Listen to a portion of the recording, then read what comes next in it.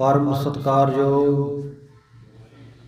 सतगुरां दी साजी नवाजी गुरु प्यारे गुरु सवारी गुरु खालसा साध संगत जी। पातत पावन भगत वछल किरपा दे खजाने जुगो जुग अटल धन धन साहिब श्री गुरु ग्रंथ साहिब महाराज सच्चे पातशाह जी दी महान किरपा बख्शिश दा सदका गरीब नवाज सच्चे पातशाह जी के चरणों विच अज फग्गण महीने की शुरुआत दे वाले दिन जुड़ बैठे हाँ। भाव अज फग्गण महीने का पहला दिन है। देसी महीने की पहली तरीक है, संगरांद है। पिछला महीना सतगुरु सच्चे पातशाह जी ने अपने भाणे अंदर बड़े सुख आराम दे नाल बतीत करवाया है, तो इसका धन्नवाद करन दे लई। और अज जिस महीने की शुरुआत हो रही है, ये महीना गुरु के भाणे दे विच रहिंदिआं सुख आराम दे नाल बतीत होवे, विघ्नां कलेशां दा नाश होवे। सतगुरु सच्चे पातशाह साडी इज्जत पत ढक के रखण, ते इस दे लई आपां गुरु चरनां दे विच अरदास बेनती करनी है। सो आओ सतगुरु सच्चे पातशाह जी जिवें किरपा रहमत बख्शिश कर रहे हैं। तकरीबन अद्धा क घंटा 40 मिनट तक गुरमुखां ने लिखिया, पर कोशिश करांगे भी उस तो भी जल्दी समाप्ति कर दी जाए।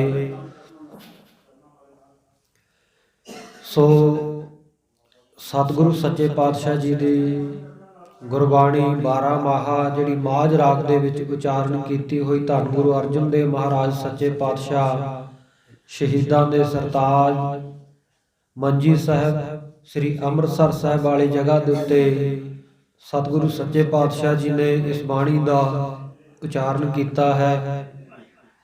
गुरु के सिखां दे वास्ते 12 माह की बाणी रची है, जिस विच अध्यात्मक उपदेश जिथे सतगुरु ने बख्शिश किया 12 महीनों के नाम लैके परमात्मा तो विछड़ी हुई आत्मा नूं परमात्मा दे नाल मिलाप का रस्ता दस्या है। सो उत्थे ही साडे एक साल दे विच जिहड़े 12 महीने आउंदे हन, उन्हां विचों हर महीने नूं सफला किवें करिए, ये उपदेश सतगुरु सच्चे पातशाह जी ने अपनी पवित्र बाणी 12 माह दे विच सानूं बख्शिश कीता है। अज फग्गण दे महीने की शुरुआत हुई है। सतगुरु सच्चे पातशाह जी फग्गण दे महीने द्वारा जो उपदेश बख्शिश कर रहे हैं, सतगुरु ने दृष्टांत महीनों का दिता है, नाम महीनों का लिया है, पर यह मनुखा जन को सफलियां करने वास्ते सतगुरु ने उपदेश बख्शिश किया है। सतगुरु जी उचारते हैं, फल गुण आनंद उपार्जना हर सज्जन प्रगटे आए। फल गुण शब्द इत्थे सतगुरु ने लिखिया है, जिसनों फागुन या फग्गण भी कहा जाता है आम बोल चाल दे विच। सो ये फग्गण का महीना सतगुरु सच्चे पातशाह कहते उन्हां वास्ते शोभनीक है, उन्हां वास्ते सुहावना है, जां ये फग्गण महीने रूपी मनुखा जन्म उन्हां दा शोभा वाला हुंदा है, उन्हां दा जन्म सुहावना हुंदा है, जिन्हां दे कोले फल अते गुण दोवें चीज़ां दी जिन्हां नूं प्राप्ति हो गई। गुण की है? एक वाहिगुरू परमेश्वर दा ओट आसरा तकना, वाहिगुरू परमेश्वर दे परायण हो के जीवन बतीत करना, उहदे दर्शनां दी तांघ मन दे विच होनी। सो बैराग विवेक खट संति मोख इच्छा इत्यादिक शुभ गुण हैं, जिहड़े सत संतोख दया धर्म धीरज पंजे काम करो लो मोहंकार नूं वस दे विच रखना, पंजे ज्ञान इंद्रे पंजे कर्म इंद्रे इन्हां नूं निरोध कर लेना, अपने वस दे विच रखना। भगवान कृष्ण जी ने गीता दे विच जो भी उपदेश ऐसे बख्शिश कीते हैं, ये साध संगत जी ये सारी मुक्ति की ज्ञान की समग्री है, क्योंकि ज्ञान के नाल ही मुक्ति प्राप्त होनी है। सो ऐसे जिहड़े शुभ गुण हैं उन्हां नूं जदों गुरु का सिख सतगुरु के रस्ते उत्ते चलन वाला अनुयायी ऐसे गुणां नूं जदों धारण करेगा, तो साध संगत जी फिर उस दे जन्म दे विच फल की प्राप्ति होवेगी। फल गुण ਗੁਣਾਂ ਨੂੰ, ਸ਼ੁਭ ਗੁਣਾਂ ਨੂੰ ਧਾਰਨ ਕਰਕੇ ਫਲ ਕੀ ਪ੍ਰਾਪਤ ਹੁੰਦਾ ਹੈ? ਗਿਆਨ ਦੀ ਪ੍ਰਾਪਤੀ ਹੁੰਦੀ ਹੈ। ਸੋ ਸ਼ੁਭ ਗੁਣਾਂ ਨੂੰ ਧਾਰਨ ਕਰਕੇ, ਗਿਆਨ ਦੀ ਪ੍ਰਾਪਤੀ ਕਰਕੇ ਜਿਨ੍ਹਾਂ ਦੇ ਮਨ ਦੇ ਵਿੱਚ ਆਨੰਦ ਉਪਾਰਜਨਾ ਕਹੀਏ ਪੈਦਾ ਹੋਇਆ ਹੈ, ਜਿਨ੍ਹਾਂ ਦੇ ਮਨ ਦੇ ਵਿੱਚ ਆਨੰਦ ਪੈਦਾ ਹੋ ਗਿਆ, ਗਿਆਨ ਦੀ ਦਾਤ ਉਹਨਾਂ ਨੂੰ ਪ੍ਰਾਪਤ ਹੋ ਗਈ ਔਰ ਐਸਾ ਗਿਆਨ ਹੋਇਆ, ਐਸਾ ਉਹਨਾਂ ਦੇ ਮਨ ਵਿੱਚ ਆਨੰਦ ਪੈਦਾ ਹੋਇਆ, ਹਰ ਸੱਜਣ ਪ੍ਰਗਟਿਆ ਆਇਆ। ਹਰੀ ਜਿਹੜਾ ਸੱਜਣ ਹੈ ਸਾਡਾ ਮਿੱਤਰ ਹੈ। ਦੁਨੀਆ ਵਿੱਚ ਅਸੀਂ ਸੱਜਣ ਮਿੱਤਰ ਬਹੁਤ ਬਣਾਉਂਦੇ ਹਾਂ, ਪਰ ਸੱਜਣ ਸਹੀ ਨਾਲ ਮੈਂ ਚਲਦਿਆਂ ਨਾਲ ਚਲਨ, ਜਿੱਥੇ ਲੇਖਾ ਮੰਗੀਆ ਤਿੱਥੇ ਖੜੇ ਦਸਨ, ਸਤਿਗੁਰੂ ਦੀ ਬਾਣੀ ਦੇ ਵਾਕ ਹਨ। ਅਸਲ ਸੱਜਣ ਉਹੀ ਹੈ ਜਿੱਥੇ ਸਾਡਾ ਲੇਖਾ ਹੋਵੇ ਕਰਮਾਂ ਦਾ, ਉੱਥੇ ਸਾਡੇ ਨਾਲ ਸਹਾਇਕ ਵਜੋਂ ਜਾ ਕੇ ਖੜਾ ਹੋ ਜਾਵੇ, ਸਾਡੀ ਸ਼ਾਦੀ ਭਰੇ, ਸਾਡੀ ਗਵਾਹੀ ਦੇਵੇ ਕਿ ਇਹ ਬੰਦਾ ਸੱਚਾ ਸੁੱਚਾ, ਇਹਨੇ ਪਰਮੇਸ਼ਰ ਦਾ ਨਾਮ ਜਪਿਆ ਹੈ। ਤੇ ਐਸਾ ਸੱਜਣ ਸਤਿਗੁਰੂ ਤੋਂ ਬਿਨਾਂ, ਪਰਮਾਤਮਾ ਤੋਂ ਬਿਨਾਂ ਕੌਣ ਹੋਵੇਗਾ? ਜਿਸ ਸੱਜਣ ਦੀ ਬਾਬਤ ਆਪਾਂ ਗੁਰਬਾਣੀ ਵਿੱਚ ਪੜ੍ਹਦੇ ਹਾਂ, ਸੱਜਣ ਸੱਚਾ ਪਾਤਸ਼ਾਹ, ਸਿਰ ਸਾਹਾਂ ਦਾ ਸਾਹ, ਜਿਸ ਪਾਸ ਬੈਠਿਆ ਸੋਹੀ ਹੈ ਸਭਨਾਂ ਦਾ ਵੇਸਾ। ਸੋ ਜਦੋਂ ਸ਼ੁਭ ਗੁਣਾਂ ਨੂੰ ਧਾਰਨ ਕਰਕੇ ਗਿਆਨ ਰੂਪੀ ਫਲ ਦੀ ਪ੍ਰਾਪਤੀ ਹੋ ਜਾਂਦੀ ਹੈ, ਹਰ ਸੱਜਣ ਪ੍ਰਗਟੇ ਆਏ, ਉਸ ਵੇਲੇ ਜਿਹੜਾ ਹਰੀ ਸੱਜਣ ਹੈ, ਸਭ ਨੂੰ ਹਰਿਆ ਭਰਿਆ ਕਰਨ ਵਾਲਾ, ਹਰ ਜਗ੍ਹਾ ਦੇ ਉੱਤੇ ਵਿਆਪਕ, ਹਰ ਜਰਰੇ ਜਰਰੇ ਦੇ ਵਿੱਚ ਜਿਸ ਦੀ ਜੋਤ ਵਰਤ ਰਹੀ ਹੈ, ਸੋ ਹਰ ਇੱਕ ਦੀ ਪ੍ਰਤਪਾਲਨਾ ਕਰਨ ਵਾਲਾ ਜਿਹੜਾ ਹਰੀ ਹੈ, ਉਹ ਸੱਜਣ ਉਸ ਵੇਲੇ ਪ੍ਰਗਟ ਹੋ ਕੇ, ਪ੍ਰਤੱਖ ਹੋ ਕੇ ਆ ਮਿਲਦਾ ਹੈ। ਹਾਲਾਂਕਿ ਹੈ ਉਹਦੀ ਜੋਤ ਸਾਰਿਆਂ ਵਿੱਚ ਹੀ, ਸਭ ਦੇ ਵਿੱਚ ਹੀ, ਪਾਪੀਆਂ ਵਿੱਚ, ਪੁੰਨਿਆਂ ਵਿੱਚ, ਵੈਰਾਗੀਆਂ ਵਿੱਚ, ਤਿਆਗੀਆਂ ਵਿੱਚ, ਜੋਗੀਆਂ ਵਿੱਚ, ਗ੍ਰਸਤੀਆਂ ਦੇ, ਸਾਰਿਆਂ ਦੇ ਹਿਰਦਿਆਂ ਦੇ ਵਿੱਚ ਵਸਦਾ ਹੈ। ਸ੍ਰੀ ਮਮ ਪ੍ਰਿਥਮ ਨਮਾਮ ਮਮ ਯੋਗੀ ਹਿਰਦੈ ਨਿਵਾਸ, ਭੋਗੀ ਹਿਰਦੈ ਉਦਾਸ ਜੋ, ਵੈ ਮਮ ਸਮਤ ਪ੍ਰਗਾਸ। ਜੋਗੀਆਂ ਦੇ ਜੋ ਉਹਦੇ ਨਾਲ ਜੁੜੇ ਹੋਏ ਆ, ਉਹਨਾਂ ਦੇ ਹਿਰਦੇ ਵਿੱਚ ਵੀ ਨਿਵਾਸ ਕਰਦਾ ਹੈ, ਤੇ ਭੋਗੀਆਂ ਦੇ, ਪਦਾਰਥਾਂ ਦੇ ਜਿਹੜੇ ਰਸੀ ਹੈ, ਉਹਨਾਂ ਦੇ ਹਿਰਦਿਆਂ ਦੇ ਵਿੱਚ ਵੀ ਉਹ ਵਾਹਿਗੁਰੂ ਨਿਵਾਸ ਕਰਦਾ ਹੈ। ਪਰ ਉੱਥੇ ਰਹਿੰਦਾ ਉਦਾਸ ਹੋ ਕੇ ਆ, ਖੁਸ਼ੀ ਪ੍ਰਸੰਨਤਾ ਦੇ ਸਹਿਤ ਨਹੀਂ, ਉਦਾਸੀ ਦੇ ਸਹਿਤ ਉੱਥੇ ਵਾਹਿਗੁਰੂ ਪਰਮੇਸ਼ਰ ਦਾ ਟਿਕਾਣਾ ਹੈ। ਸੋ ਹੈ ਹਰ ਇੱਕ ਦੇ ਹਿਰਦੇ ਵਿੱਚ, ਪਰ ਜਿਨ੍ਹਾਂ ਦੇ ਸ਼ੁਭ ਗੁਣ ਧਾਰਨ ਕਰ ਲਏ, ਗਿਆਨ ਫਲ ਦੀ ਜਿਨ੍ਹਾਂ ਨੂੰ ਪ੍ਰਾਪਤੀ ਹੋ ਗਈ, ਉਹਨਾਂ ਦਾ ਇਹ ਫੱਗਣ ਮਹੀਨੇ ਰੂਪੀ ਮਨੁੱਖਾ ਜਨਮ ਸੁਹਾਵਣਾ ਸਫਲਾ ਹੋ ਗਿਆ। ਉਹਨਾਂ ਨੂੰ ਹਰੀ ਪਰਮੇਸ਼ਰ ਵਾਹਿਗੁਰੂ ਸੱਜਣ ਜਿਹੜਾ ਹੈ, ਉਹ ਪ੍ਰਗਟ ਕਹੀਏ ਪ੍ਰਤੱਖ ਰੂਪ ਦੇ ਵਿੱਚ ਹੀ ਆ ਕੇ ਮਿਲ ਜਾਂਦਾ ਹੈ, ਜਿਸ ਕਰਕੇ ਉਹਨਾਂ ਦੇ ਹਿਰਦੇ ਵਿੱਚ ਆਨੰਦ ਉਪਾਰਜਨਾ, ਆਨੰਦ ਪੈਦਾ ਹੁੰਦਾ ਹੈ, ਆਨੰਦ ਦੀ ਉਤਪਤੀ ਹੁੰਦੀ ਹੈ। ਅੱਗੇ ਸਤਿਗੁਰੂ ਜੀ ਉਚਾਰਨ ਕਰਦੇ ਹਨ, ਸੰਤ ਸਹਾਈ ਰਾਮ ਕੇ ਕਰ ਕਿਰਪਾ ਦੀਆ ਮਿਲਾਏ। ਐਸੇ ਸੱਜਣ ਹਰੀ ਵਾਹਿਗੁਰੂ ਪਰਮੇਸ਼ਰ ਨੂੰ ਮਿਲਾਉਣ ਦੇ ਵਾਸਤੇ ਸਹਾਇਤਾ ਕੌਣ ਕਰੇ, ਸਾਡੀ ਮਦਦ ਕੌਣ ਕਰੇ, ਕੌਣ ਸਾਨੂੰ ਉਸ ਤੱਕ ਲੈ ਕੇ ਜਾਵੇ, ਕੌਣ ਵਾਹਿਗੁਰੂ ਪਰਮੇਸ਼ਰ ਦੇ ਨਾਲ ਸਾਡਾ ਮਿਲਾਪ ਕਰੇ? ਤਾਂ ਸਤਿਗੁਰੂ ਸੱਚੇ ਪਾਤਸ਼ਾਹ ਜੀ ਕਹਿੰਦੇ, ਸੰਤ ਸਹਾਈ ਰਾਮ ਕੇ। ਜਿਹੜੇ ਰੱਬ ਦੇ ਪਿਆਰੇ ਸਾਧੂ ਸੰਤ ਮਹਾਤਮਾ ਹੈ, ਉਹ ਰਾਮ ਰਮੇ ਹੋਏ ਵਾਹਿਗੁਰੂ ਪਰਮੇਸ਼ਰ ਦੇ ਮਿਲਾਪ ਦੇ ਵਾਸਤੇ ਸਾਡੇ ਸਹਾਇਕ ਹਨ, ਸਾਡੀ ਸਹਾਇਤਾ ਕਰਨ ਵਾਲੇ ਹਨ। ਸੰਤ ਸਹਾਈ ਰਾਮ ਕੇ ਕਰ ਕਿਰਪਾ ਦੀਆ ਮਿਲਾਏ। ਐਸੇ ਸੰਤ ਜਿਨ੍ਹਾਂ ਸਾਸ ਗਰਾਸ ਨਾ ਵਿਸਰੈ, ਹਰ ਨਾਮਾ ਮਨ ਮੰਤ, ਧਨ ਸੇ ਨਾਨਕਾ ਪੂਰਨ ਸੋਈ ਸਾ। ਐਸੀਆਂ ਸ਼ਾਂਤ ਚਿਤ ਆਤਮਾਵਾਂ ਜਿਨ੍ਹਾਂ ਦੇ ਸਾਸ ਗਰਾਸ ਵਾਹਿਗੁਰੂ ਪਰਮੇਸ਼ਰ ਦਾ ਨਾਮ ਕਦੇ ਵਿਸਰਦਾ ਨਹੀਂ ਹੈ।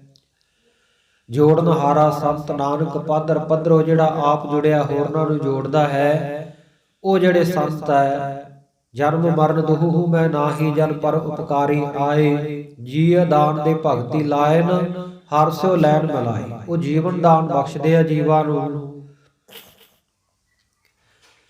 ਕਬੀਰ ਸੇਵਾ ਕੋ ਦੋਏ ਭਲੇ, ਏਕ ਸੰਤ ਇਕ ਰਾਮ, ਰਾਮ ਜੋ ਦਾਤਾ ਮੁਕਤ ਕੋ, ਸੰਤ ਜਪਾਵੈ ਨਾਮ। ਸੰਤ ਵਾਹਿਗੁਰੂ ਪਰਮੇਸ਼ਰ ਦਾ ਨਾਮ ਜਪਾਉਂਦੇ ਹਨ ਔਰ ਵਾਹਿਗੁਰੂ ਪਰਮੇਸ਼ਰ ਦਾ ਮਿਲਾਪ ਹੋ ਕੇ ਫਿਰ ਜੀਵ ਮੁਕਤ ਹੋ ਜਾਂਦਾ ਹੈ। ਇਸ ਕਰਕੇ ਸਤਿਗੁਰੂ ਜੀ ਬਾਣੀ ਵਿੱਚ ਆਖ ਰਹੇ ਹਨ ਕਿ ਸੰਤ ਸਹਾਈ ਰਾਮ ਕੇ। ਉਹ ਵਾਹਿਗੁਰੂ ਸੱਜਣ ਰਾਮ ਰਮੇ ਹੋਏ ਵਾਹਿਗੁਰੂ ਪਰਮੇਸ਼ਰ ਨੂੰ ਮਿਲਾਉਣ ਦੇ ਵਿੱਚ ਉਹਦਾ ਮਿਲਾਪ ਕਰਾਉਣ ਦੇ ਵਿੱਚ ਸੰਤ ਸਾਡੀ ਸਹਾਇਤਾ ਕਰਦੇ ਆ, ਸੰਤ ਸਹਾਇਕ ਬਣਦੇ ਆ। ਕਰ ਕਿਰਪਾ ਦੀਆ ਮਿਲਾਈ, ਜਦੋਂ ਉਹ ਕਿਰਪਾ ਕਰ ਦਿੰਦੇ ਆ, ਕਿਰਪਾ ਕਰਕੇ ਫਿਰ ਵਾਹਿਗੁਰੂ ਪਰਮੇਸ਼ਰ ਦੇ ਨਾਲ ਮਿਲਾਪ ਕਰਾ ਦਿੰਦੇ ਹਨ। ਸੇਜ ਸੁਹਾਵੀ ਸਰਬ ਸੁਖ, ਹੁਣ ਦੁੱਖਾ ਨਾਹੀ ਜਾਏ। ਉਹ ਵਾਹਿਗੁਰੂ ਪਰਮੇਸ਼ਰ ਦੇ ਨਾਲ ਜਦੋਂ ਮਿਲਾਪ ਹੋ ਜਾਂਦਾ ਹੈ ਤੇ ਸਾਧ ਸੰਗਤ ਜੀ ਉਸ ਵੇਲੇ ਸੇਜਾ ਜਿਹੜੀ ਹੈ ਉਹ ਸੋਹਣੀ ਲੱਗਦੀ ਹੈ। ਜਿਵੇਂ ਇੱਕ ਪ੍ਰਤੱਖ ਰੂਪ ਦੇ ਵਿੱਚ ਰਾਜਾ ਵਾਰੀ-ਵਾਰੀ ਆਪਣੀਆਂ ਰਾਣੀਆਂ ਨੂੰ ਦਰਸ਼ਨ ਦੇਣ ਦੇ ਵਾਸਤੇ ਜਾਂਦਾ ਹੈ ਤੇ ਸਾਧ ਸੰਗਤ ਉਹ ਰਾਣੀ ਬੜੀ ਸੁੰਦਰ ਸੇਜਾ ਤਿਆਰ ਕਰਕੇ ਰੱਖਦੀ ਹੈ। ਇੱਥੇ ਮੇਰੇ ਪਤੀ ਨੇ, ਮੇਰੇ ਸੁਆਮੀ ਨੇ, ਮਾਲਕ ਨੇ ਬੈਠ ਕੇ ਦਰਸ਼ਨ ਦੇਣੇ ਹਨ। ਇਸ ਪ੍ਰਕਾਰ ਜਦੋਂ ਉਹ ਵਾਹਿਗੁਰੂ ਪਰਮੇਸ਼ਰ ਸਾਡੀ ਹਿਰਦੇ ਰੂਪੀ ਸੇਜ, ਸਾਡੇ ਅੰਤਸ਼ਕਰਣ ਰੂਪੀ ਸੇਜ ਦੇ ਉੱਤੇ ਆ ਕੇ ਬੈਠ ਜਾਂਦਾ ਹੈ ਤੇ ਇਹ ਸੇਜ ਜਿਹੜੀ ਸੁਹਾਵੀ ਬਣ ਜਾਂਦੀ ਹੈ, ਸ਼ੋਭਾ ਵਾਲੀ ਬਣ ਜਾਂਦੀ ਹੈ, ਸ਼ੋਭਨੀਕ ਹੋ ਜਾਂਦੀ ਹੈ। ਔਰ ਸਰਬ ਸੁੱਖ, ਹਰ ਪ੍ਰਕਾਰ ਦੇ ਸੁੱਖ ਜਿਹੜੇ ਹੈ ਉਹ ਵਾਹਿਗੁਰੂ ਪਰਮੇਸ਼ਰ ਦੇ ਆਉਣ ਦੇ ਨਾਲ ਉਹਨਾਂ ਦੀ ਪ੍ਰਾਪਤੀ ਹੋ ਜਾਂਦੀ ਹੈ। ਹੁਣ ਦੁੱਖਾ ਨਾਹੀ ਜਾਏ, ਉਸ ਵੇਲੇ ਫਿਰ ਸਾਧ ਸੰਗਤ ਜੀ ਦੁੱਖਾਂ ਦੇ ਵਾਸਤੇ ਕੋਈ ਜਾਏ ਕਹੀਏ ਜਗ੍ਹਾ ਨਹੀਂ ਰਹਿੰਦੀ। ਦੁੱਖਾ ਨਾਹੀ ਜਾਏ, ਦੁੱਖ ਜਿਹੜੇ ਪ੍ਰਗਟ ਨਹੀਂ ਹੋ ਸਕਦੇ, ਦੁੱਖਾਂ ਦਾ ਜਨਮ ਨਹੀਂ ਹੋ ਸਕਦਾ। ਇੱਛ ਪੁੰਨੀ ਵਡ ਭਾਗੜੀ, ਵਰ ਪਾਇਆ ਹਰਿ ਰਾਏ। ਜਿਨ੍ਹਾਂ ਵੱਡੇ ਭਾਗਾਂ ਵਾਲੀਆਂ ਜੀਵ ਇਸਤਰੀਆਂ ਦੀਆਂ ਇਹ ਇੱਛਾਵਾਂ ਪੂਰੀਆਂ ਹੋ ਗਈਆਂ, ਸੋ ਉਹਨਾਂ ਨੂੰ ਐਸਾ ਵਰ, ਐਸਾ ਪਤੀ, ਐਸਾ ਮਾਲਕ ਵਾਹਿਗੁਰੂ ਪਰਮੇਸ਼ਰ ਪ੍ਰਾਪਤ ਹੋ ਗਿਆ ਜਿਹੜਾ ਕਦੇ ਸਾਧ ਸੰਗਤ ਜੰਮਦਾ ਮਰਦਾ ਨਹੀਂ। ਦੁਨਿਆਵੀ ਪਤਨੀਆਂ ਦੇ ਪਤੀ ਉਹ ਤਾਂ ਆਪਣੀ ਉਮਰ ਭੋਗ ਕੇ ਸਮੇਂ ਦੇ ਹਿਸਾਬ ਦੇ ਨਾਲ ਚਲੇ ਜਾਂਦੇ ਆ ਨਾ, ਪਰ ਜਿਹੜਾ ਅਕਾਲ ਪੁਰਖ ਵਾਹਿਗੁਰੂ ਸਾਡਾ ਸਾਰੀਆਂ ਜੀਵ ਰੂਪੀ ਇਸਤਰੀਆਂ ਦਾ ਪਤੀ ਹੈ, ਅਕਾਲ ਮੂਰਤ ਵਰ ਪਾਇਆ ਅਬਨਾਸੀ, ਨਾ ਕਦੇ ਮਰੇ ਨਾ ਜਾਇਆ। ਉਹ ਨਾ ਕਦੇ ਮਰਦਾ ਹੈ ਤੇ ਨਾ ਹੀ ਉਹਦਾ ਜਨਮ ਹੁੰਦਾ ਹੈ, ਉਹ ਆਪਣੇ ਆਪ ਤੋਂ ਹੀ ਪ੍ਰਗਟ ਹੈ। ਦੂਜਾ ਕਾਹੇ ਸਿਮਰਿਐ ਜੋ ਜੰਮੈ ਤੈ ਮਰ ਜਾਏ, ਏਕੋ ਸਿਮਰੋ ਨਾਨਕਾ ਜੋ ਜਲ ਥਲ ਰਹਿਆ ਸਮਾਏ। ਜਿਹੜਾ ਪਰਮਾਤਮਾ ਸਰਬ ਜਗ੍ਹਾ ਦੇ ਉੱਤੇ ਵਿਆਪਕ ਹੈ, ਜਨਮ ਮਰਨ ਦੇ ਵਿੱਚ ਨਹੀਂ, ਬਟ ਭਾਗੀ ਰੂਹਾਂ ਦੀ ਜਦੋਂ ਇੱਛਾ ਪੂਰੀ ਹੁੰਦੀ ਹੈ ਤੇ ਉਸ ਵੇਲੇ ਉਹ ਪਰਮਾਤਮਾ ਪਤੀ ਨੂੰ ਵਰ ਦੇ ਰੂਪ ਦੇ ਵਿੱਚ ਪਾਇਆ ਕਹੀਏ ਪ੍ਰਾਪਤ ਕਰ ਲੈਂਦੇ ਹੈ। ਔਰ ਐਸਾ ਪਤੀ ਜਿਹੜਾ ਹਰ ਰਾਏ, ਹਰ ਜਗ੍ਹਾ ਦੇ ਉੱਤੇ ਵਿਆਪਕ ਹੈ, ਪ੍ਰਕਾਸ਼ ਰੂਪ ਹੈ, ਰਾਜਾ ਸਰੂਪ ਹੈ, ਉਸ ਪਤੀ ਦੀ ਪ੍ਰਾਪਤੀ ਹੋ ਜਾਂਦੀ ਹੈ, ਮਿਲਾਪ ਹੋ ਜਾਂਦਾ ਹੈ। ਮਿਲ ਸਹੀਆ ਮੰਗਲ ਗਾਵਹੀ, ਗੀਤ ਗੋਬਿੰਦ ਅਲਾਏ। ਜਦੋਂ ਪਤੀ ਘਰ ਵਿੱਚ ਆਉਂਦਾ ਹੈ ਤੇ ਉਹ ਜਿਹੜੀ ਰਾਣੀ ਆ ਆਪਣੀਆਂ ਸੱਜੀਆਂ ਸਖੀਆਂ ਸਹੇਲੀਆਂ ਦੇ ਨਾਲ ਮਿਲ ਕੇ ਮੰਗਲ ਦੇ, ਖੁਸ਼ੀ ਦੇ ਗੀਤ ਗਾਉਂਦੀ ਹੈ। ਇਸੇ ਤਰ੍ਹਾਂ ਜਿਨ੍ਹਾਂ ਨੂੰ ਪਰਮਾਤਮਾ ਦਾ ਮਿਲਾਪ ਹੋ ਗਿਆ, ਫਿਰ ਗੀਤ ਗੋਬਿੰਦ ਅਲਾਏ। ਉਹ ਮਹਾਤਮਾ ਜਿਹੜੇ ਹੈ, ਮਹਾਤਮਾ ਰੂਪੀ ਪਤਨੀਆਂ, ਉਹ ਸੰਗਤ ਰੂਪੀ ਸਖੀਆਂ ਸਹੇਲੀਆਂ ਦੇ ਨਾਲ, ਸੰਗੀਆਂ ਸਾਥੀਆਂ ਦੇ ਨਾਲ ਮਿਲ ਕੇ ਵਾਹਿਗੁਰੂ ਪਰਮੇਸ਼ਰ ਦੇ ਖੁਸ਼ੀਆਂ ਦੇ ਮੰਗਲ, ਉਹਦੀ ਆਮਦ ਦੇ ਵਿੱਚ ਉਹਦੇ ਸਵਾਗਤ ਵਾਸਤੇ, ਜੀ ਆਇਆਂ ਨੂੰ ਕਹਿਣ ਵਾਸਤੇ ਗਾਉਂਦੇ ਹਨ। ਗੀਤ ਗੋਬਿੰਦ ਅਲਾਏ, ਜਿਹੜੇ ਵਾਹਿਗੁਰੂ ਦੇ ਗੀਤ ਹੈ, ਵਾਹਿਗੁਰੂ ਦੀ ਮਹਿਮਾ ਹੈ, ਵਾਹਿਗੁਰੂ ਦੀ ਗੁਰਬਾਣੀ ਹੈ, ਵਾਹਿਗੁਰੂ ਦਾ ਕੀਰਤਨ ਹੈ, ਉਸ ਨੂੰ ਅਲਾਉਂਦੇ ਹਨ, ਮੁਖ ਤੋਂ ਬੋਲਦੇ ਹਨ, ਕਹਿੰਦੇ ਹਨ ਵਾਹਿਗੁਰੂ ਪਰਮੇਸ਼ਰ ਜਿਹੜਾ ਗੋਬਿੰਦ, ਗੋ ਨਾਮ ਵੇਦਾਂ ਦਾ ਹੈ ਤੇ ਵਿੰਦ ਕਹੀਏ ਜਾਣਨੇ ਯੋਗ, ਜਿਹੜਾ ਵੇਦਾਂ ਕਰਕੇ ਜਾਣਨੇ ਯੋਗ ਹੈ।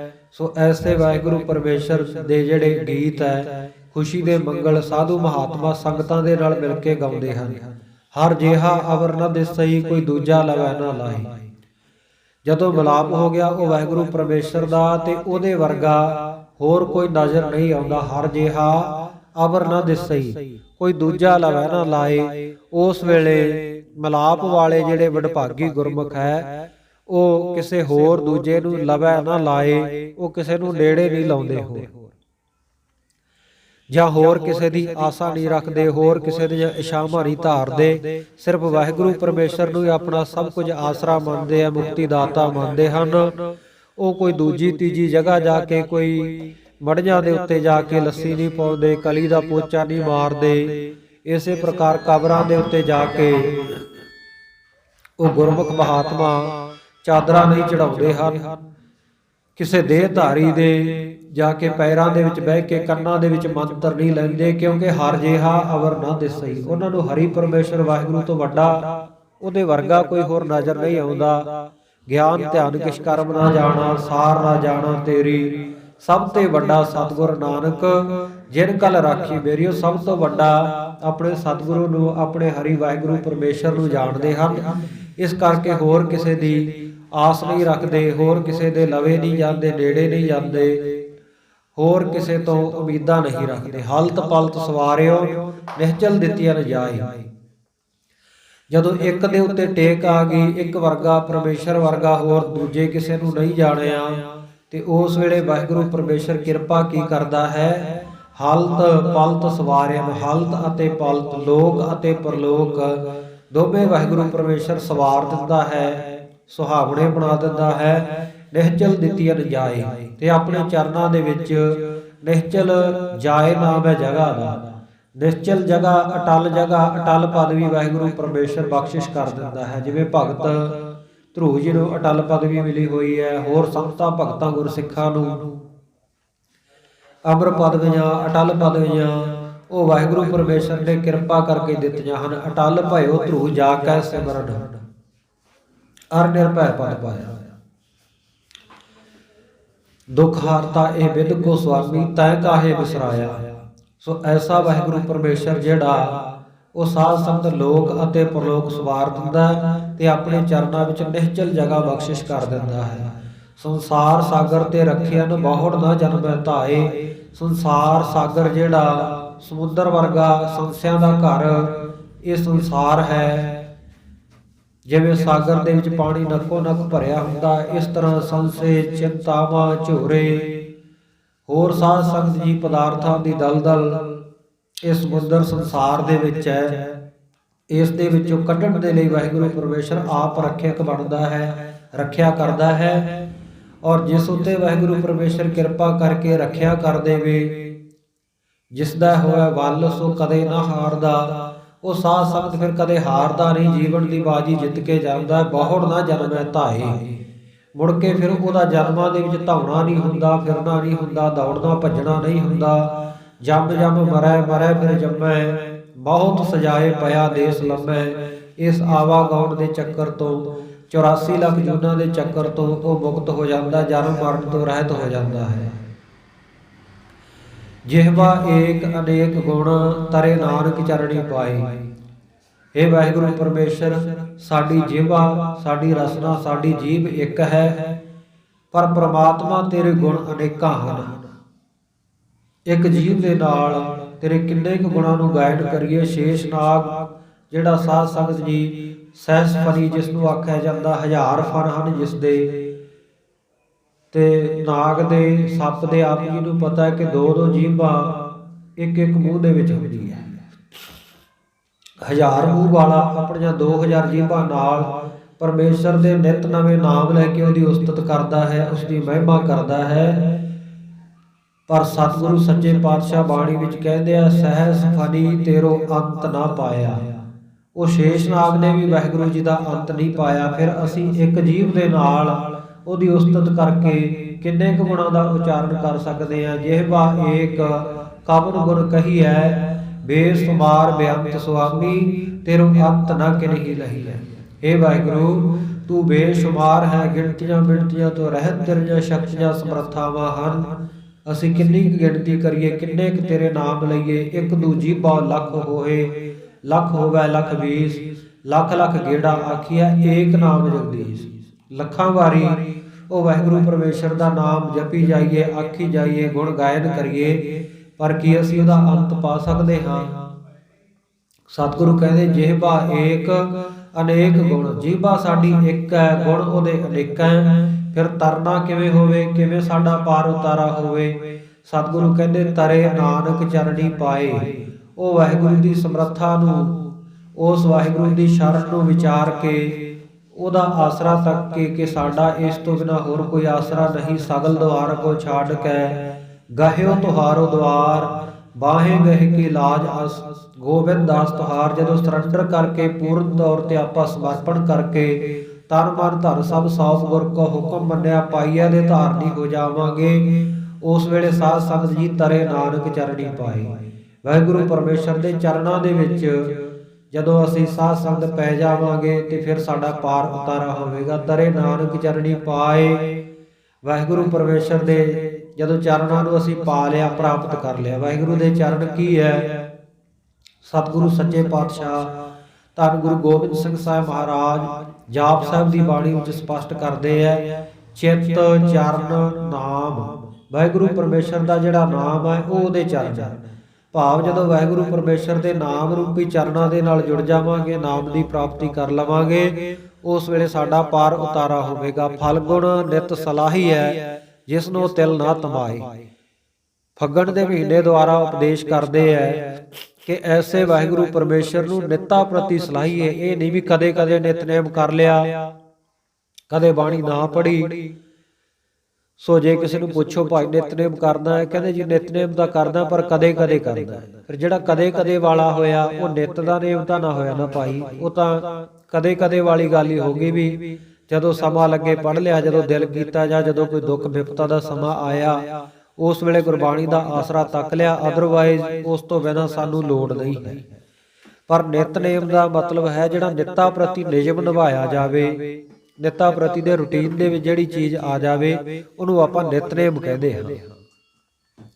ਸਤਿਗੁਰੂ ਜੀ ਫੱਗਣ ਦੇ ਮਹੀਨੇ ਦੁਆਰਾ ਕਹਿੰਦੇ ਆ, ਫਲਗੁਣ ਨਿਤ ਸਲਾਹੀ ਹੈ, ਜਿਸ ਨੂੰ ਤਿਲ ਨਾ ਤਮਾਏ। ਉਹ ਵਾਹਿਗੁਰੂ ਪਰਮੇਸ਼ਰ ਦੀ ਨਿੱਤਾ ਪ੍ਰਤੀ ਸਿਫਤ ਸਲਾਹ ਕਰੀਏ, ਉਹਦੀ ਵਡਿਆਈ ਕਰੀਏ, ਜਿਸ ਨੂੰ ਤਿਲ ਨਾ ਤਮਾਏ, ਜਿਹਨੂੰ ਤਿਲ ਮਾਤਰ ਵੀ ਤਮਾ ਨਹੀਂ ਹੈ ਕਿ ਮੇਰੀ ਕੋਈ ਵਡਿਆਈ ਕਰੇ। ਵਾਹਿਗੁਰੂ ਤਾਂ ਨਹੀਂ ਚਾਹੁੰਦਾ ਭਾਈ ਕੋਈ ਮੇਰੀ ਵਡਿਆਈ ਕਰੇ।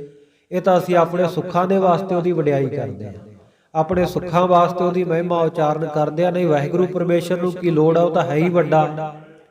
ਸਾਡੇ ਕਹਿਣ ਨਾਲ ਉਹਨੇ ਵੱਡਾ ਨਹੀਂ ਹੋਣਾ। ਤੇ ਜੇ ਸਾਰਾ ਸੰਸਾਰ ਅਸੀਂ ਮਿਲ ਕੇ ਕਹਿਣ ਲੱਗ ਜਾਈਏ ਵੀ ਰੱਬ ਬੜਾ ਛੋਟਾ, ਰੱਬ ਬੜਾ ਛੋਟਾ, ਤਾਂ ਇਹ ਨਹੀਂ ਹੈ ਕਿ ਉਹ ਜਿੰਨਾ ਵੱਡਾ ਹੈ ਉਹਦੇ ਤੋਂ ਘੱਟ ਕੇ ਉਹਨੇ ਸਾਡੇ ਕਹਿਣ ਨਾਲ ਛੋਟਾ ਹੋ ਜਾਣਾ। ਸਤਿਗੁਰੂ ਜੀ ਬਾਣੀ ਵਿੱਚ ਕਹਿੰਦੇ ਹੈ, ਜੇ ਸਭ ਮਿਲ ਕੇ ਆਖਣ ਪਾਹੇ, ਵੱਡਾ ਨਾ ਹੋਵੇ ਘਾਟ ਨਾ ਜਾਏ।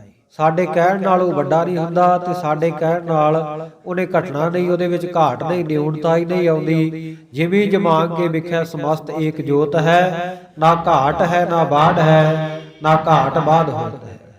ਉਹਦੇ ਵਿੱਚ ਘਾਟਾ ਵਾਧਾ ਨਹੀਂ ਹੁੰਦਾ ਸਾਡੇ ਕਹਿਣ ਕਹਾਉਣ ਦੇ ਨਾਲ। ਪਰ ਸਤਿਗੁਰੂ ਦਾ ਸਾਨੂੰ ਹੁਕਮ ਹੈ ਕਿ ਸਤਿਗੁਰ ਵੱਡਾ ਕਰ ਸਲਾਹੀ ਹੈ, ਜਿਸ ਵਿੱਚ ਵੱਡੀਆਂ ਵਡਿਆਈਆਂ। ਜਿਸ ਵਾਹਿਗੁਰੂ ਪਰਮੇਸ਼ਰ ਦੇ ਵਿੱਚ, ਸਤਿਗੁਰੂ ਦੇ ਵਿੱਚ ਵਡਿਆਈਆਂ ਹੈ ਹੀ ਵੱਡੀਆਂ, ਉਹਨੂੰ ਭਾਈ ਵੱਡਾ ਹੀ ਕਹਿਣਾ ਚਾਹੀਦਾ। ਜੇ ਉਸ ਨੂੰ ਵੱਡਾ ਕਹਾਂਗੇ ਤੇ ਸਾਡੀ ਵਡਿਆਈ ਹੋਵੇਗੀ, ਲੋਕ ਸਾਨੂੰ ਕਹਿਣਗੇ ਵੀ ਇਹ ਰੱਬ ਦਾ ਭਗਤ ਹੈ, ਇਹ ਵੱਡਾ ਹੈ, ਇਹ ਸਤਿਕਾਰਯੋਗ ਹੈ, ਸਨਮਾਨਯੋਗ ਹੈ। ਤੇ ਜੇ ਅਸੀਂ ਉਹ ਪਰਮੇਸ਼ਰ ਨੂੰ ਛੋਟਾ ਕਹਾਂਗੇ, ਉਹਦੀ ਨਿੰਦਿਆ ਕਰਨ ਲੱਗ ਜਾਵਾਂਗੇ, ਤੇ ਫਿਰ ਸਾਨੂੰ ਕਿਸੇ ਨੇ ਗੁਰਮੁਖ ਨਹੀਂ ਕਹਿਣਾ, ਫਿਰ ਸਾਨੂੰ ਨਿੰਦਕ ਕਹਿਣ ਲੱਗ ਪੈਣਗੇ। ਸਾਡੇ ਸਿਫਤ ਸਲਾਹ ਕਰਨ ਦਾ ਵਾਹਿਗੁਰੂ ਤੇ ਕੋਈ ਅਸਰ ਨਹੀਂ, ਬਲਕਿ ਸਾਨੂੰ ਸੁੱਖਾਂ ਦੀ ਪ੍ਰਾਪਤੀ ਹੁੰਦੀ ਹੈ। ਸਾਨੂੰ ਉਹ ਵਾਹਿਗੁਰੂ ਪਰਮੇਸ਼ਰ ਖੁਸ਼ੀਆਂ ਬਖਸ਼ਿਸ਼ ਕਰਦਾ ਹੈ, ਸਾਡੀ ਵਡਿਆਈ ਕਰਵਾਉਂਦਾ ਹੈ। ਜੋ ਹਰ ਜਨ ਕੀ ਉਸਤਤ ਹੈ, ਸਾ ਹਰ ਕੀ ਵਡਿਆਈ, ਹਰ ਆਪਣੀ ਵਡਿਆਈ ਭਾਵਦੀ, ਜਨ ਕਾ ਜੈਕਾਰ ਕਰਾਈ। ਸਤਿਗੁਰੂ ਸੱਚੇ ਪਾਤਸ਼ਾਹ ਤਾਂ ਆਪਣੇ ਪਿਆਰਿਆਂ ਦੀ ਜੈ ਜੈਕਾਰ ਕਰਾਉਂਦੇ ਆ, ਜਿਹੜੇ ਉਹਦੀ ਵਡਿਆਈ ਕਰਦੇ ਆ।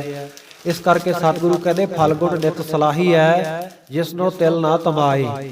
ਉਹ ਵਾਹਿਗੁਰੂ ਪਰਮੇਸ਼ਰ ਨੂੰ ਫੱਗਣ ਦੇ ਮਹੀਨੇ ਵਿੱਚ ਜਾਂ ਮਨੁੱਖਾ ਜਨਮ ਰੂਪੀ ਫੱਗਣ ਦੇ ਮਹੀਨੇ ਦੇ ਵਿੱਚ ਸਤਿਗੁਰੂ ਕਹਿੰਦੇ ਨਿਤ ਸਲਾਹੀ ਹੈ। ਨਿੱਤਾ ਪ੍ਰਤੀ ਉਹਦੀ ਸਿਫਤ ਸਲਾਹ ਵਡਿਆਈ ਸ਼ੋਭਾ ਕਰੀਏ, ਜਿਸ ਨੂੰ ਤਿਲ ਨਾ ਤਮਾਏ, ਜਿਸ ਵਿੱਚ ਤਿਲ ਮਾਤਰ ਵੀ, ਰੱਤੀ ਮਾਤਰ ਵੀ ਤਮੋ ਗੁਣ ਨਹੀਂ ਹੈ, ਰੱਤੀ ਮਾਤਰ ਵੀ ਤਮਾ ਨਹੀਂ ਹੈ, ਲੋਭ ਲਾਲਚ ਨਹੀਂ ਹੈ। ਸੋ ਐਸੇ ਵਾਹਿਗੁਰੂ ਦੀ ਸਿਫਤ ਸਲਾਹ ਕਰੀਏ। ਇਹ ਫੱਗਣ ਦੇ ਮਹੀਨੇ ਦੁਆਰਾ ਸਤਿਗੁਰੂ ਨੇ ਉਪਦੇਸ਼ ਬਖਸ਼ਿਸ਼ ਕੀਤਾ ਹੈ। ਇਸੇ ਪ੍ਰਕਾਰ 12 ਮਾਹ ਬਾਣੀ ਦੇ ਵਿੱਚ ਜਿਹੜਾ ਸਮਾਪਤੀ ਦਾ ਸ਼ਬਦ ਹੈ, ਉਹਦੇ ਵੀ ਅਰਥ ਆਪਾਂ ਨਾਲ ਹੀ, ਇਹ ਸੰਪਰਦਾਇ ਦੀ ਮਰਿਆਦਾ ਹੈ, ਨਾਲ ਹੀ ਕੀਤੇ ਜਾਂਦੇ ਹਨ। ਸੋ ਅੱਗੇ ਸਤਿਗੁਰੂ ਜੀ ਉਚਾਰਦੇ ਆ, ਜਿਨ ਜਿਨ ਨਾਮ ਧਿਆਇਆ ਤਿਨ ਕੇ ਕਾਜ ਸਰੇ। ਜਿਨ੍ਹਾਂ ਜਿਨ੍ਹਾਂ ਨੇ ਵੀ ਵਾਹਿਗੁਰੂ ਪਰਮੇਸ਼ਰ ਦੇ ਨਾਮ ਨੂੰ ਧਿਆਉਣਾ ਕੀਤਾ, ਨਾਮ ਨੂੰ ਜਪਿਆ ਹੈ, ਵਾਹਿਗੁਰੂ ਪਰਮੇਸ਼ਰ ਦੇ ਹੋ ਗਏ ਹੈ। ਸਤਿਗੁਰੂ ਉਹਨਾਂ ਦਾ ਹੋ ਗਿਆ, ਪਰਮੇਸ਼ਰ ਉਹਨਾਂ ਦਾ ਹੋ ਗਿਆ। ਇਹ ਭਾਈ ਜੋਗਾ ਕਹਿੰਦਾ ਹੈ, ਸਤਿਗੁਰੂ ਸੱਚੇ ਪਾਤਸ਼ਾਹ ਪੁੱਛਦੇ ਆ, ਭਾਈ ਗੁਰਸਿੱਖਾ ਭੁਜੰਗੀਆ ਤੇਰਾ ਨਾਂ ਕੀ ਹੈ? ਕਹਿੰਦਾ ਮਹਾਰਾਜ ਮੇਰਾ ਨਾਂ ਜੋਗਾ। ਸਤਿਗੁਰੂ ਕਹਿੰਦੇ ਕਿਹਦੇ ਜੋਗਾ? ਕਹਿੰਦਾ ਜੀ ਗੁਰੂ ਜੋਗਾ। ਸਤਿਗੁਰੂ ਕਹਿੰਦੇ ਚੇਤੇ ਰੱਖੀ ਭਾਈ ਜੋਗਿਆ, ਜੇ ਤੂੰ ਗੁਰੂ ਜੋਗਾ ਹੈ ਤੇ ਗੁਰੂ ਤੇਰੇ ਜੋਗਾ। ਜਿਹੜੇ ਉਹਦੇ ਬਣ ਜਾਂਦੇ ਐ ਸਾਧ ਸੰਗਤ ਜੀ, ਜੇ ਤੂੰ ਮੇਰਾ ਹੋਏ ਰਹੇ ਸਭ ਜਗ ਤੇਰਾ ਹੋਏ। ਸਾਰਾ ਸੰਸਾਰ ਹੀ ਉਹਨਾਂ ਦਾ ਬਣ ਜਾਂਦਾ ਜਿਹੜੇ ਉਹਦੇ ਹੋ ਗਏ। ਇਸ ਕਰਕੇ ਜਿਨ ਜਿਨ ਨਾਮ ਧਿਆਇਆ ਤਿਨ ਕੇ ਕਾਜ ਸਰੇ। ਫਿਰ ਉਹਨਾਂ ਦੇ ਕਾਜ ਸਤਿਗੁਰੂ ਆਪ ਸਵਾਰਦਾ ਹੈ। ਜੇ ਕਾਰਜ ਕੋਈ ਵਿਗੜਨ ਵੀ ਲੱਗਦਾ ਨਾ, ਭਾਈ ਜੋਗਾ ਕੰਚਨੀਆਂ ਦੇ ਬਾਜ਼ਾਰ ਵਿੱਚ ਵੇਸ਼ਵਾਵਾਂ ਦੇ ਦਰ ਦੇ ਉੱਤੇ ਜਾਣ ਲੱਗਦਾ ਹੈ ਤੇ ਕਲਗੀਆਂ ਵਾਲੇ ਪਾਤਸ਼ਾਹ ਪਹਿਰੇਦਾਰ ਬਣ ਕੇ ਖੜਦੇ ਆ, ਉਹਦਾ ਕਾਜ ਸਵਾਰਦੇ ਆ, ਵਿਗੜਨ ਨਹੀਂ ਦਿੰਦੇ ਉਹਦਾ ਜੀਵਨ।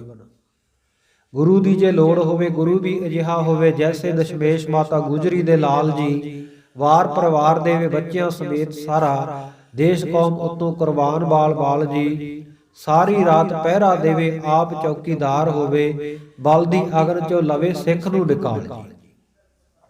ਐਸਾ ਸਤਿਗੁਰੂ ਜਿਹੜਾ ਸਾਧ ਸੰਗਤ ਦੀ ਦੁੱਖਾਂ ਵੇਲੇ ਵੀ ਬਚਾ ਲੈਂਦਾ ਹੈ, ਪਾਪ ਕਰਮ ਤੋਂ ਵੀ ਬਚਾ ਲੈਂਦਾ ਹੈ। ਇਸ ਕਰਕੇ ਜਿਨ੍ਹਾਂ ਜਿਨ੍ਹਾਂ ਨੇ ਵੀ ਉਹ ਵਾਹਿਗੁਰੂ ਦਾ, ਉਹ ਪਰਮੇਸ਼ਰ ਦਾ, ਉਹ ਗੁਰ ਗੋਬਿੰਦ ਦੇ ਨਾਮ ਨੂੰ ਧਿਆਇਆ ਹੈ, ਤਿਨ ਕੇ ਕਾਜ ਸਰੇ। ਕਿੰਨਿਆਂ ਦੇ ਕਾਜ ਸਰੇ ਹੈ ਭਾਈ, ਕਿੰਨਿਆਂ ਦੇ ਕਾਰਜਾਂ ਦੇ ਵਿੱਚ ਸਫਲਤਾ ਮਿਲੀ ਹੈ। ਭਗਤ ਕਬੀਰ ਵਰਗਿਆਂ ਦੇ, ਭਗਤ ਧੰਨਾ ਜੀ ਵਰਗਿਆਂ ਦੇ, ਭਗਤ ਰਵਿਦਾਸ ਜੀ ਵਰਗਿਆਂ ਦੇ ਕਿੰਨੇ ਸੰਤ ਭਗਤ ਹੋਏ, ਸਭ ਦੇ ਕਾਜ ਸਵਾਰੇ ਆ। ਭਗਤ ਧੰਨਾ ਜੀ ਦੇ ਤਾਂ ਖੇਤਾਂ ਦੇ ਵਿੱਚ ਉਹ ਵਾਹਿਗੁਰੂ ਪਰਮੇਸ਼ਰ ਆਪ ਆ ਕੇ ਨੱਕੇ ਮੋੜਦਾ ਰਿਹਾ, ਹਲ ਵਾਹੁੰਦਾ ਰਿਹਾ ਹੈ। ਸੋ ਜਿਨ ਜਿਨ ਨਾਮ ਧਿਆਇਆ, ਜਿਨ੍ਹਾਂ ਜਿਨ੍ਹਾਂ ਨੇ ਵੀ ਉਹ ਵਾਹਿਗੁਰੂ ਪਰਮੇਸ਼ਰ ਦੇ ਨਾਮ ਨੂੰ ਧਿਆਇਆ ਹੈ, ਧਿਆਉਣਾ ਕੀਤਾ ਹੈ, ਸਤਿਗੁਰੂ ਸੱਚੇ ਪਾਤਸ਼ਾਹ ਇੱਥੇ ਬਾਣੀ ਵਿੱਚ ਕਹਿ ਰਹੇ ਨੇ ਤਿਨ ਕੇ ਕਾਜ ਸਰੇ। ਉਹਨਾਂ ਦੇ ਕਾਜ ਸਾਰੇ ਵਾਹਿਗੁਰੂ ਪਰਮੇਸ਼ਰ ਨੇ ਸਵਾਰ ਦਿੱਤੇ ਹਨ। ਹਰ ਗੁਰ ਪੂਰਾ ਆਰਾਧਿਆ, ਦਰਗਹਿ ਸੱਚ ਖਰੇ। ਉਹ ਹਰੀ, ਹਰ ਇੱਕ ਨੂੰ ਹਰਿਆ ਭਰਿਆ ਕਰਨ ਵਾਲਾ ਪਰਮੇਸ਼ਰ ਜਿਹੜਾ ਹੈ, ਔਰ ਗੁਰੂ ਹੈ ਜਿਹੜਾ ਹਰੀ ਦਾ ਰੂਪ ਹੀ ਹੈ। ਪੂਰੇ ਗੁਰੂ ਦਾ, ਪੂਰੇ ਪਰਮੇਸ਼ਰ ਦਾ ਜਿਨ੍ਹਾਂ ਨੇ ਆਰਾਧਨ ਕੀਤਾ, ਦਰਗਹਿ ਸੱਚ ਖਰੇ। ਉਹ ਦਰਗਾਹ ਦੇ ਵਿੱਚ ਸਾਧ ਸੰਗਤ ਜੀ ਫਿਰ ਸੱਚੇ ਤੇ ਖਰੇ ਹੋ ਕੇ ਸਾਧ ਸੰਗਤ ਉਹ ਖੜਦੇ। ਕਿਉਂਕਿ ਜਦੋਂ ਲੇਖਾ ਹੁੰਦਾ ਹੈ ਖਰੇ ਖਜ਼ਾਨੇ ਪਾਈ ਹੈ, ਖੋਟੇ ਸੱਟਿਆ ਬਾਹਰ ਵਾਰ, ਵਾਹਿਗੁਰੂ ਪਰਮੇਸ਼ਰ ਉਹਨਾਂ ਨੂੰ ਆਪਣੇ ਖਜ਼ਾਨੇ ਵਿੱਚ, ਆਪਣੇ ਚਰਨਾਂ ਵਿੱਚ ਪਾ ਲੈਂਦਾ ਹੈ ਤੇ ਜਿਹੜੇ ਖੋਟੇ ਹੈ ਉਹਨਾਂ ਨੂੰ ਬਾਹਰ ਕੱਢ ਕੇ ਸੁੱਟ ਦਿੱਤਾ ਜਾਂਦਾ ਹੈ, ਉਹ ਨਰਕਾਂ ਵਿੱਚ ਜਾਂਦੇ ਹੈ। ਜਿਨ੍ਹਾਂ ਨੇ ਹਰੀ ਪਰਮੇਸ਼ਰ ਔਰ ਪੂਰੇ ਗੁਰੂ ਦੀ ਆਰਾਧਨਾ ਕੀਤੀ ਹੈ, ਦਰਗਾਹ ਸੱਚ ਖਰੇ। ਦਰਗਾਹ ਦੇ ਵਿੱਚ ਸਾਧ ਸੰਗਤ ਜੀ ਉਹ ਸੱਚ ਸਰੂਪ ਹੋ ਕੇ ਖਰੇ ਹੋ ਜਾਂਦੇ ਆ, ਵਾਹਿਗੁਰੂ ਪਰਮੇਸ਼ਰ ਦਾ ਸੱਚ ਦਾ ਰੂਪ ਹੋ ਜਾਂਦੇ ਆ। ਜਾਂ ਦਰਗਾਹ ਸੱਚ ਖਰੇ, ਦਰਗਾਹ ਦੇ ਵਿੱਚ ਫਿਰ ਉਹ ਹੱਕ ਸੱਚ ਦੇ ਧਾਰਨੀ ਹੋ ਕੇ ਖਰੇ ਕਹੀਏ ਖੜੇ ਹੁੰਦੇ ਆ। ਸਰਬ ਸੁਖਾਨਿਤ ਚਰਨ ਹਰ, ਭਉ ਜਲ ਬਿਖਮ ਤਰੇ। ਸੋ ਵਾਹਿਗੁਰੂ ਪਰਮੇਸ਼ਰ ਦੇ ਚਰਨ ਜਿਹੜੇ ਆ ਸਾਰੇ ਸੁੱਖਾਂ ਦੇ ਬਖਸ਼ਣ ਵਾਲੇ ਐ, ਸੁੱਖਾਂ ਦੇ ਨਿੱਧ ਕਈਏ ਖਜ਼ਾਨੇ ਹਨ। ਸੋ ਐਸੇ ਵਾਹਿਗੁਰੂ ਦੇ ਚਰਨਾਂ ਦੇ ਨਾਲ ਜੁੜੀਏ ਔਰ ਭਵ ਜਲ ਬਿਖਮ ਤਰੇ। ਜਿਸ ਵਾਹਿਗੁਰੂ ਪਰਮੇਸ਼ਰ ਦੇ ਚਰਨਾਂ ਦੇ ਨਾਲ ਜੁੜਨ ਦੇ ਨਾਲ ਉਹ ਹਰੀ ਪਰਮੇਸ਼ਰ ਕਿਰਪਾ ਕੀ ਕਰਦਾ ਹੈ, ਜਿਹੜਾ ਭਵ ਜਲ ਹੈ, ਨੱਕੋ ਨੱਕ ਭਰੇ ਹੋਏ ਸਮੁੰਦਰ ਦੀ ਤਰ੍ਹਾਂ ਜਿਹੜਾ ਇਹ ਸੰਸਾਰ ਦਾ ਜਲ ਹੈ, ਪਦਾਰਥਾਂ ਦਾ ਜਲ ਹੈ, ਇਹ ਜਿਹੜਾ ਬੜਾ ਬੇਖਮ ਹੈ, ਤਰਨਾ ਕਠਨ ਹੈ, ਇਹਦੇ ਵਿੱਚੋਂ ਵੀ ਤਰਨਾ ਹੋ ਜਾਂਦਾ, ਪਾਰ ਉਤਾਰਾ ਹੋ ਜਾਂਦਾ ਹੈ। ਪ੍ਰੇਮ ਭਗਤਨ ਪਾਈਆ ਵਿਖਿਆ ਨਾਹੀ ਜਰੇ। ਜਿਨ੍ਹਾਂ ਨੇ ਵਾਹਿਗੁਰੂ ਦੀ ਪ੍ਰੇਮਾ ਭਗਤੀ ਨੂੰ ਪ੍ਰਾਪਤ ਕਰ ਲਿਆ, ਉਹ ਫਿਰ ਸਾਧ ਸੰਗਤ ਜੀ ਮਾਇਆ ਰੂਪੀ ਜਿਹੜੀ ਵਿਖਿਆ ਜ਼ਹਿਰ ਹੈ ਉਹਦੇ ਵਿੱਚ ਸੜਦੇ ਨਹੀਂ। ਔਰ ਇਸੇ ਪ੍ਰਕਾਰ ਵਿਖਿਆ ਨਾਹੀ ਜਰੇ, ਜਿਹੜੇ ਵਿਸ਼ੇ ਵਿਕਾਰ ਹੈ ਉਹਨਾਂ ਦੇ ਵਿੱਚ ਜੜਤੀ ਨਹੀਂ ਹੁੰਦੇ, ਉਹਨਾਂ ਦੇ ਵਿੱਚ ਖਾਚਤ ਨਹੀਂ ਹੁੰਦੇ। ਵਿਸ਼ੇ ਵਿਕਾਰ ਉਹਨਾਂ ਨੂੰ ਸਾੜ ਨਹੀਂ ਸਕਦੇ। ਕੂੜ ਗਏ ਦੁਬਦਾ ਨਸੀ, ਪੂਰਨ ਸੱਚ ਭਰੇ। ਉਹਨਾਂ ਦੇ ਵਿੱਚੋਂ ਫਿਰ ਸਾਧ ਸੰਗਤ ਜਿਹੜਾ ਕੂੜ ਹੈ, ਝੂਠ ਹੈ, ਉਹ ਨਿਕਲ ਜਾਂਦਾ ਹੈ। ਦੁਬਦਾ ਉਹਨਾਂ ਦੇ ਵਿੱਚ ਜਿਹੜੀ ਦਵੈਤ ਹੈ, ਦੋ ਵਿਧੀਆਂ ਵਾਲਾ ਮਨ ਹੈ, ਉਹ ਨਾਸ਼ ਹੋ ਜਾਂਦਾ ਹੈ, ਨਸ ਜਾਂਦਾ ਹੈ, ਭੱਜ ਜਾਂਦੀ ਹੈ ਦੁਬਦਾ। ਪੂਰਨ ਸੱਚ ਭਰੇ, ਪੂਰਨ ਰੂਪ ਦੇ ਵਿੱਚ ਫਿਰ ਸੱਚ ਦੇ ਨਾਲ ਹੀ ਉਹ ਲਵਾ ਲਵ ਭਰਪੂਰ ਹੋ ਜਾਂਦੇ ਹਨ। ਪਾਰ ਬ੍ਰਹਮ ਪ੍ਰਭ ਸੇਵਦੇ ਮਨ ਅੰਦਰ ਏਕ ਧਰੇ। ਜਿਹੜੇ ਉਹ ਪਾਰਾਵਾਰ ਤੋਂ ਰਹਿਤ ਬ੍ਰਹਮ ਜੋ ਅਕਾਲ ਪੁਰਖ ਵਾਹਿਗੁਰੂ ਹੈ, ਉਸ ਪ੍ਰਭੂ ਨੂੰ, ਉਸ ਮਾਲਕ ਨੂੰ ਸੇਵਦੇ, ਚੇਤੇ ਕਰਦੇ, ਸਿਮਰਨ ਕਰਦੇ ਹਨ। ਮਨ ਦੇ ਅੰਦਰ ਉਸ ਇੱਕ ਦੀ ਆਸਾ ਧਾਰਦੇ ਹਨ। ਮਾਹ ਦਿਵਸ ਮੂਰਤ ਭਲੇ ਜਿਸ ਕੋ ਨਦਰ ਕਰੇ। ਉਹਨਾਂ ਦੇ ਭਾਈ ਮਾਹ ਕਹੀਏ ਮਹੀਨੇ, ਦਿਵਸ ਕਹੀਏ ਦਿਨ, ਮੂਰਤ ਨਾਮ ਹੈ 2 ਘੜੀਆਂ ਦਾ, 48 ਮਿੰਟਾਂ ਦਾ। ਸੋ ਏਕ ਘੜੀ ਕਬੀਰ ਏਕ ਘੜੀ, ਆਦੀ ਘੜੀ ਆਦੀ ਹੁੰਤੇ ਆਦ, ਭਗਤਨ ਸੇਤੀ ਗੋਸ਼ਟੇ ਜੋ ਕੀਨੇ ਸੋ ਲਾਭ। ਉਹਨਾਂ ਦੇ ਸਾਰੇ ਸਮੇਂ ਮਹੀਨੇ ਆ, ਸਾਲ ਹੈ, ਦਿਨ ਹੈ, ਮੂਰਤ ਹੈ, ਵਿਸੇ ਚਸੇ ਪਲ ਘੜੀਆਂ ਪਹਿਰ ਥਿਤ ਵਾਰ, ਉਹਨਾਂ ਦੇ ਸਭ ਭਲੇ ਹੈ। ਜਿਸ ਕੋ ਨਦਰ ਕਰੇ, ਜਿਨ੍ਹਾਂ ਦੇ ਉੱਤੇ ਉਹ ਵਾਹਿਗੁਰੂ ਪਰਮੇਸ਼ਰ ਆਪਣੀ ਨਦਰ ਕਿਰਪਾ ਕਰ ਦਿੰਦਾ ਹੈ, ਬਖਸ਼ਿਸ਼ ਕਰ ਦਿੰਦਾ ਹੈ। ਨਾਨਕ ਮੰਗੈ ਦਰਸ ਦਾਨ, ਕਿਰਪਾ ਕਰੋ ਹਰੇ। ਨਾਨਕ ਨਾਮ ਦੀ ਮੋਹਰ ਲਾ ਕੇ ਧੰਨ ਗੁਰੂ ਅਰਜਨ ਦੇਵ ਮਹਾਰਾਜ ਸੱਚੇ ਪਾਤਸ਼ਾਹ ਜੀ ਇਸ ਸ਼ਬਦ ਦੀ ਸਮਾਪਤੀ ਕਰਦੇ ਹਨ ਔਰ ਇਸ ਬਾਣੀ 12 ਮਾਹਾਂ ਦੀ ਵੀ ਸਮਾਪਤੀ ਕਰਦੇ ਹੋਏ ਸਤਿਗੁਰੂ ਸੱਚੇ ਪਾਤਸ਼ਾਹ ਜੀ ਉਚਾਰਨ ਕਰਦੇ ਹਨ, ਨਾਨਕ ਮੰਗੈ ਦਰਸ ਦਾਨ, ਕਿਰਪਾ ਕਰੋ ਹਰੇ।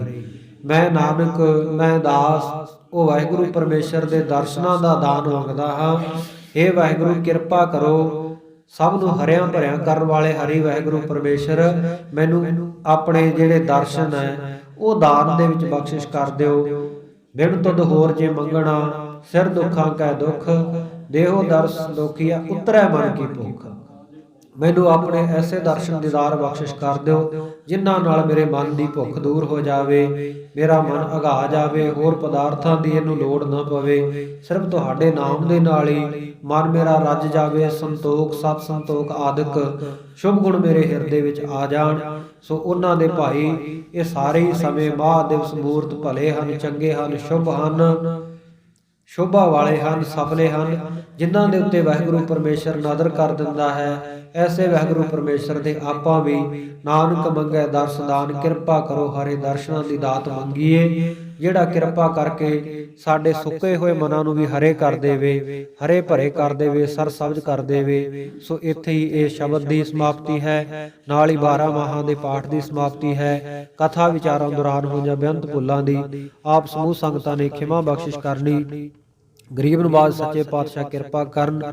ਜਿਸ ਪ੍ਰਕਾਰ ਆਪ ਜੀ ਹਰ ਮਹੀਨੇ ਕੋਈ ਨਾ ਕੋਈ ਪਰਿਵਾਰ ਸਤਿਗੁਰੂ ਸੱਚੇ ਪਾਤਸ਼ਾਹ ਜੀ ਦੇ ਚਰਨਾਂ ਵਿੱਚ ਸੰਗਤਾਂ ਦੀ ਜਲ ਪਾਣੀ ਦੀ ਸੇਵਾ, ਲੰਗਰ ਛਕਾਉਣ ਦੀ ਸੇਵਾ ਕਰਦਾ ਹੈ, ਇਸੇ ਪ੍ਰਕਾਰ ਸਰਦਾਰ ਸੇਵਾ ਸਿੰਘ ਜੀ ਦੇ ਸਮੂਹ ਪਰਿਵਾਰ ਦੇ ਵੱਲੋਂ ਸਤਿਗੁਰੂ ਸੱਚੇ ਪਾਤਸ਼ਾਹ ਜੀ ਵਾਸਤੇ ਸੁੰਦਰ ਰੁਮਾਲਾ ਸਾਹਿਬ, ਕੜਾਹ ਪ੍ਰਸ਼ਾਦ ਦੀ ਦੇਗ ਦੀ ਸੇਵਾ ਕੀਤੀ ਗਈ ਹੈ ਅਤੇ ਚਾਹ ਦੇ ਲੰਗਰ ਦੀ ਸੇਵਾ ਸ਼ਰਧਾ ਭਾਵਨਾ ਨਾਲ ਕੀਤੀ ਗਈ ਹੈ। ਸਤਿਗੁਰੂ ਕਿਰਪਾ ਕਰਨ, ਇਹਨਾਂ ਗੁਰਮੁਖਾਂ ਦੀ ਸੇਵਾ ਦਰ ਤੇ ਪ੍ਰਵਾਨ ਕਰਨ।